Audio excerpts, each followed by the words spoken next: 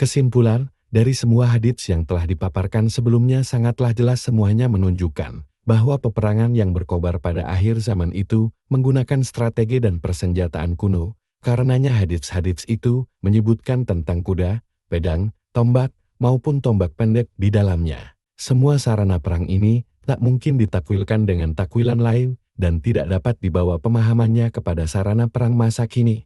Hadits-hadits itu sendiri juga menjelaskan bahwa strategi peperangan yang ada juga mengikuti strategi perang tradisional, yakni tidak akan mendapatkan kemenangan jika menyerang pada malam hari. Pasukan perangnya juga diatur dengan posisi barisan yang berhadapan-hadapan secara langsung dengan jarak tertentu dari musuhnya. Strategi seperti ini tidak mungkin dibayangkan terjadi kecuali ketika peralatan perang yang digunakan pada perang itu peralatan tradisional yang kuno saja. Hal lain yang memperkuat kesimpulan ini adalah Nabi Shallallahu Alaihi Wasallam menerangkan dengan gamblang bahwa kuda masih tetap dipergunakan untuk berjihad sampai hari kiamat. Keterangan ini juga menegaskan kita sekarang ini berada dalam era perkecualian yang singkat, di mana kuda tak lagi digunakan dalam pertempuran, akan tetapi kuda itu akan kembali menjadi sarana perang yang menentukan kemenangan pada pertempuran masa depan. B. Orientasi pendapat tentang strategi perang dan hubungannya dengan peristiwa-peristiwa alam. Mencermati paparan yang telah disampaikan sebelumnya, hadits-hadits yang membicarakan pertempuran akhir zaman semuanya mengisyaratkan bahwa metode yang dipakai adalah strategi perang kuno zaman dahulu dan peralatannya tradisional. Keterangan ini tidak dapat ditakwili sebagaimana yang disangkakan oleh sebagian orang. Ini mengantarkan kita pada kesimpulan pasti, yakni piranti perang modern pasti akan musnah dan rusak binasa. Ini adalah perkara yang dianggap mustahil oleh sebagian orang, apalagi jika melihat fakta bahwa ilmu dan pengetahuan terus berkembang pesat, keadaan normal pada diri manusia adalah terus bertambah maju peradabannya. Bukan hal yang mudah diterima secara akal dan logika untuk membayangkan kembalinya peradaban ke belakang, kembali pada keadaan zaman dahulu, terutama dari sisi ilmu dan teknologi. Oleh karena itulah sebagian orang sengaja menggunakan senjata takwil untuk memahami nas-nas nabawi ini. Padahal sebagaimana yang sudah saya tuturkan sebelumnya bahwa nas-nas ini mengandung sesuatu yang mencegah dan membatalkan penakwilannya, indikasi yang menjadi pegangan utama mereka dalam penakwilan itu adalah apa yang mereka anggap sudah menjadi aksioma, yakni pesatnya perkembangan zaman sekarang ini tidak mudah dihapuskan begitu saja dari memori manusia. Sebagian kalangan yang lainnya memandang bahwa makna-makna nas ini dipahami secara hakiki, akan tetapi pada waktu yang sama ditemukan adanya indikasi antara kita dengan pertempuran besar-besaran ini masih terbentang jarak sekian abad dan sekian generasi. Sesuatu yang mendorong mereka menuju pemahaman ini adalah aksioma tadi, yakni tidak mudahnya bagi mereka untuk membayangkan terhapusnya semua perkembangan zaman dan kemajuan teknologi ini dengan mudah. Bahkan kejadian itu masih perlu waktu berabad-abad lagi. Adapun yang memandang bahwa kembali ke zaman kuno akan segera terjadi, maka dia mengaitkannya juga dengan sebab-sebab manusiawi. Mungkin mereka membayangkan terjadinya Perang Dunia III akan menghancurkan semuanya, termasuk juga hancurnya semua persenjataan modern. Berdasarkan kehususan masalah, yang benar menurut saya adalah strategi perang pada pertempuran besar tersebut strategi perang kuno. Peralatan perang kuno yang dipaparkan oleh Nabi Shallallahu Alaihi Wasallam yang dikaruniai jawami al-kalim perkataan ringkas tapi bernas. Dan orang yang mampu melihat apa saja yang pasti akan terjadi sampai hari kiamat melalui wahyu Rabbani ini dianggap sebagai indikasi terbesar untuk menguatkan apa yang telah saya paparkan. Akan terjadi peristiwa alam luar biasa yang menimpa bola bumi ini, yang mempengaruhi semua sistem atau hukum-hukumnya yang selama ini penuh dengan kemajuan peradaban masa kini yang didukung dengan kedikdayaan teknologi modern. Sudah diketahui bahwa adanya gangguan sekecil apapun pada lapisan atmosfer bumi pasti akan berpengaruh pada sistem telekomunikasi dan juga sistem navigasi penerbangan dan seterusnya. Inilah hukum-hukum alam yang sudah dipelajari oleh manusia dan dengan daya upaya mereka dapat diambil manfaatnya dari ketetapan yang terukur dapat dihitung dengan rumus dan perhitungan matematis pada masa kita ini. Inilah era munculnya penemuan baru yang tidak terhitung. Meskipun kadangkala di antara penemuan baru tersebut dihasilkan sesuatu ekses yang mempunyai daya pengaruh dahsyat yang bersifat merusak sehingga mampu merubah wajah dunia secara seluruhnya. Apabila penemuan-penemuan merusak ini secara kebetulan bertemu dengan peristiwa alam yang merugikan, sudah barang tentu kolaborasi keduanya akan mampu mengguncangkan dan merubah wajah dunia. Saat itulah terjadi bencana kelaparan dahsyat, wabah penyakit, dan gejolak sosial. Maka akan hilang dalam situasi seperti itu peradaban beserta seluruh komponennya secara total. Pada kondisi itu, menjadi mudah bagi kita untuk membayangkan pendorong dan sebab yang mengembalikan perang menuju ke kondisi awalnya. Apa yang dipandang oleh sebagian orang sebagai sesuatu yang memerlukan latar belakang itu, kadang-kadang tidak diperlukan lagi pada tahap awal urusannya sampai pada saat-saat yang pasti merubah pada semua hal yang kita jalani. Oleh karenanya peristiwa yang terjadi tanpa sebab alamiah itu tidak mustahil terjadinya pada setiap waktu, sebagaimana pandangan para spesialis. Apa yang saya katakan bukanlah hayalan belaka, akan tetapi kehancuran teknologi dan peradaban modern ini bukanlah sesuatu yang tak pernah terlintas dalam imajinasi sebagian besar ilmuwan masa kini. Bahkan terbayangkannya keadaan seperti ini dalam imajinasi mereka lebih sering daripada tergambarnya itu dalam imajinasi kita. Siapa saja yang mempelajari sistem rumit dan sangat kompleks yang mengatur bola bumi ini, beserta keterkaitan sebagiannya dengan sebagian yang lain sampai pada batas suatu kejadian yang dianggap sederhana oleh sebagian orang dan yang terjadi pada satu lokasi yang sangat terisolir, bisa jadi menimbulkan pengaruh yang luar biasa pada sekian banyak sistem di bola bumi kita. Hal-hal yang semisal dengan studi tentang sistem bola bumi ini dan paparan yang diutarakan dengan sangat bagus oleh para ilmuwan menjadikan gambaran kita terhadap peristiwa buruk yang akan terjadi dan akibat kerusakannya itu menjadi lebih mudah diterima. Agar perkara ini menjadi lebih jelas, kami katakan bahwa fenomena global yang terjadi pada masa kita ini, yang disebut dengan fenomena efek rumah kaca biang dari global warming, pemanasan global itu dipandang oleh banyak spesialis pakar geografi dan klimatologi memiliki pengaruh dan dampak yang mampu mengakhiri kehidupan peradaban modern dengan cepat dan menyeluruh.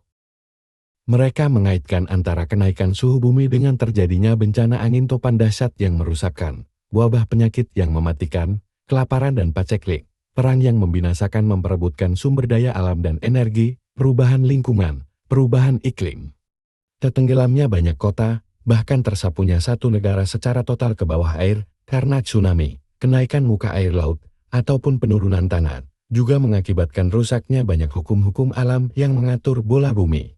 Manusia biasa seperti kita mungkin akan kesulitan mengaitkan antara apa yang saya sebutkan tadi dengan fenomena pemanasan global, akan tetapi para pakar yang memiliki spesialisasi ilmu di bidang itu, berdasarkan pemahaman mereka tentang seberapa besar keterkaitan antara fenomena alam dan iklim serta kaitannya, mereka mampu memperoleh keterangan yang jelas bagi seluruh deskripsi mereka tentang hal ini. Apabila seperti ini deskripsi dan konsepsi pakar masa depan terhadap satu fenomena sederhana seperti fenomena kenaikan suhu bumi, lalu bagaimana dengan deskripsi dan konsep mereka andai kata ada sebuah meteor raksasa yang daya hantamnya setara dengan 100.000 kali kekuatan bom nuklir jatuh menghantam ke bumi? Kejadian semisal peristiwa alam maha dahsyat dan seluruh akibatnya ini sulit dibayangkan oleh manusia yang mempunyai wawasan komplit. Pendapat yang menyatakan bahwa peristiwa alam itu mampu mengakhiri seluruh bentuk peradaban modern bisa dianggap sebagai sarana paling mudah dan paling dekat dengan kenyataan dalam imajinasi para pakar di bidangnya. Maka bertanyalah kepada orang-orang yang berilmu jika kalian tidak mengetahui. Nah, 45. Kesimpulan, hadits-hadits Nabi Shallallahu Alaihi Wasallam yang bertutur tentang pertempuran masa depan menunjukkan dengan jelas bahwa strategi dan peralatan perang yang digunakan pada waktu itu adalah strategi kuno. Ini menjadi salah satu bukti yang menunjukkan peradaban modern ini dengan segala bentuknya pasti akan mengalami kehancuran. Inilah indikasi kuat yang menunjukkan adanya sebuah peristiwa besar yang tidak biasa anormal akan menimpa bola bumi kita. Peristiwa ini akan mempengaruhi bumi secara global. Tidak tergambarkan hancurnya peradaban modern ini merupakan akibat dari peristiwa sederhana atau biasa. Misalnya gempa bumi, letusan gunung berapi, dan sejenisnya, tidak juga disebabkan oleh perang besar-besaran. Peristiwa besar ini akan memandulkan seluruh kemampuan ilmu dan teknologi, akan tetapi ia tidak akan mengantarkannya pada kehancurannya total. Inilah hasil pengamatan sesudah 2 kali terjadinya Perang Dunia. 2. Penyifatan Isa alaihi salam tentang karakter masa turunnya sebagaimana yang termaktub di dalam Injil. Indikasi ini adalah satu-satunya dalam kitab saya ini secara keseluruhan yang saya sebutkan di dalamnya sejumlah berita Israeliat. Walaupun sepanjang studi yang saya klaim sebagai studi yang mencakup seluruh kitab agama terdahulu, terutama terhadap segala sesuatu yang berkaitan dengan prediksi masa depan. Akan tetapi saya mendapati hanya di dalam Al-Quran dan Al-Hadits sesuatu yang dapat mengobati ganjalan-ganjalan dalam pemahaman berbagai komponen fitnah, pertempuran, dan tanda-tanda hari kiamat. Sehingga saya merasa cukup dengan dua referensi Islam itu dalam mengisi kitab saya ini. Ini adalah kaidah asal, karena kedua referensi itulah yang merupakan sumber asli yang harus dipegangi kebenarannya oleh kita. Adapun sumber referensi lainnya, terutama kitab-kitab agama terdahulu, maka sesungguhnya kita ketahui secara pasti bahwa itu telah banyak diubah dan diganti, karenanya kita tidak akan selamat dari kesalahan dan kesesatan manakala kita mengambil referensi dari kitab-kitab agama terdahulu itu. Inilah yang menjadikan saya memilih untuk meninggalkan mayoritas data atau bukti kesaksian dari kitab-kitab itu, termasuk data yang sesuai dengan syariat kita. Akan tetapi pada bab ini, dengan memperhatikan adanya ketidakjelasan dan keterkaitannya dengan periode masa Dajjal yang diiringi oleh turunnya Isa alaihi salam, saya merasa perlu untuk menyebutkan sebagian nas yang terdapat dalam Injil yang mengisahkan karakter era tersebut. Saya menyebutkannya di sini, sekadar sebagai indikasi saja, untuk melengkapi data sebagai bahan diskusi, bukan sebagai bukti atau kesaksian. Terutama tentang berita yang termaktub dalam kitab-kitab terdahulu tersebut yang tidak bertentangan dengan apa yang ditunjukkan oleh dalil-dalil pada syariat kita. Cara ini masih diperbolehkan dalam periwayatan kabar Israeliat dan termasuk ke dalam cakupan sabda Nabi Shallallahu Alaihi Wasallam. Kalian ceritakanlah dari Bani Israel, tidak mengapa. Termaktub dalam Injil bahwa Isa alaihi salam memberitahu hawarinya tentang masa turunnya nanti. Lantas mereka meminta diberitahu tanda-tanda yang menunjukkan hal itu. Beberapa nas berikut ini menunjukkan hal itu. Murid-muridnya maju menemui Isa ketika dia sedang sendirian. Mereka berkata, katakan kepada kami kapankah terjadi itu turunnya Isa dan apa tanda-tanda kedatanganmu serta berakhirnya masa dunia? Yesus menjawab dan berkata kepada mereka, kalian perhatikanlah. Jangan sampai ada seorang pun yang menyesatkan kalian, sesungguhnya banyak orang akan datang dengan memakai namaku. Mereka berkata, akulah Al-Masih, mereka menyesatkan banyak orang, dan kalian akan mendengar perang dan berita perang terjadilah banyak kelaparan, wabah penyakit, dan gempa bumi di berbagai tempat. Akan tetapi semua ini hanyalah permulaan dari sakit. Pada saat itulah mereka menyerahkan kalian kepada kesempitan, dan mereka memerangi kalian. Kalian menjadi orang-orang yang dibenci oleh seluruh umat yang ada karena namaku, ketika itu banyak orang tergelincir. Sebagian mereka berdamai dengan sebagian yang lain, tetapi sebagian membenci sebagian yang lain, muncullah nabi-nabi palsu dan pendusta yang banyak jumlahnya, dan menyesatkan banyak orang. Maka kapan saja kalian melihat kejinya keruntuhan yang dikatakan oleh Nabi Daniel yang tegak berdiri di tempat suci, supaya pembaca memahami. Maka pada waktu itu orang-orang yang berada di wilayah Yahudiah berlari menuju ke gunung. Mereka berdoa supaya pelarian kalian itu tidak terjadi pada musim dingin dan tidak juga pada hari Sabtu, karena ketika itu terjadi kesempitan besar yang belum pernah terjadi semisalnya sejak permulaan alam sampai sekarang, dan takkan terjadi seperti itu lagi. Andai kata tidak diringkas hari-hari itu, maka takkan selamat satu tubuh pun. Akan tetapi, karena adanya orang-orang terpilih, maka diringkaslah hari-hari itu, untuk waktu sesudah kesempitan hari itu matahari dan bulan menjadi gelap, tidak memancarkan cahayanya, dan bintang-bintang berjatuhan dari langit. Ketika itu muncullah tanda anak manusia. Injil Matius, pasal 24. Nas pertama yang termaktub dalam Injil Matius ini, diulang pada tema yang sama dalam Injil Markus dan Injil Lukas, dengan beberapa perbedaan penting. Saya paparkan berikut ini, terjadilah gempa bumi yang dahsyat di berbagai tempat, dan juga kelaparan serta wabah penyakit. Terjadilah keadaan yang menakutkan dan tanda-tanda besar dari langit. Sebelum ini, mereka mengulurkan tangan mereka kepada kalian, mengusir kalian, dan menyerahkan kalian ke kerumunan orang, penjara-penjara, dan kalian digiring di hadapan para raja dan para gubernur. Muncullah tanda-tanda pada matahari, bulan, dan bintang-bintang, kesulitan menimpa bumi. Umat-umat kebingungan, laut dan ombak-ombak yang bergemuruh. Orang-orang diliputi ketakutan dan menunggu apa yang akan datang terhadap daerah yang berpenghuni, karena penopang-penopang langit berguncang dengan keras. Injil Lukas, pasal 23.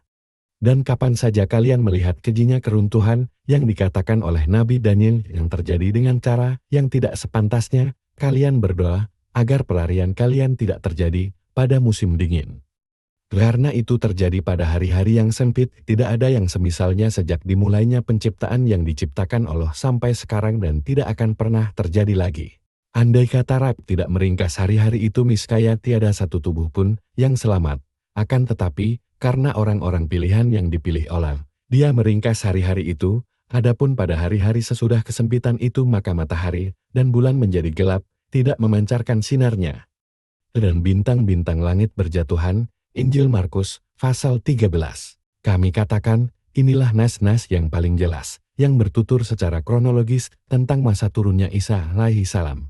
Agar kita dapat memahaminya dengan baik, saya tunjukkan di sini bahwa hitap arah bicara di sini ditujukan kepada kaum Hawariyun. Karena mereka adalah orang-orang Islam pada periode itu.